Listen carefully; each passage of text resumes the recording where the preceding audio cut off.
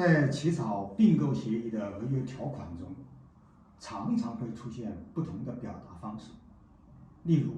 赔偿实际损失、赔偿直接损失、间接损失、赔偿全部损失但间接损失除外。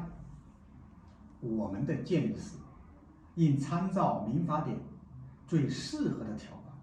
做相应的表述。第一，关于实际损失，民法典条文中没有这样的表述，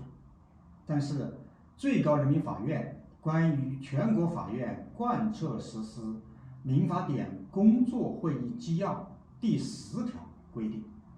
对于违反民法典第558条规定的债权债务终止后，一方当事人没有履行协助、通知等义务的，应赔偿对方的实际损失。我们理解，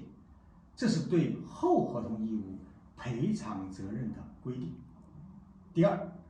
关于直接损失，民法典第933条规定，委托人和受托人可以随时解除委托合同，无偿委托合同的解除方应当赔偿因解除时间不当造成的直接损失，有偿合同的解除方应赔偿对方的直接损失和合同履行后可以获得的利益。我们认为委托合同有它的特殊性。第三，关于间接损失，海商法关于共同海损中有间接损失的表述，但是海商法是特别法，仅适用于海事海商案件。第四，关于损失和可得利益，民法典第584条有明确的表述，当事人一方违约的，损失赔偿额应当相当于因违约造成的损失，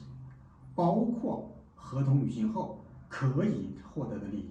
因此，我们建议在起草并购协议赔偿条款时，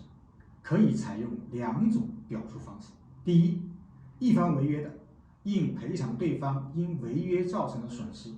包括合同履行后可以获得的利益。第二，如果出于商业上的考虑，要排除可得利益，可以表述为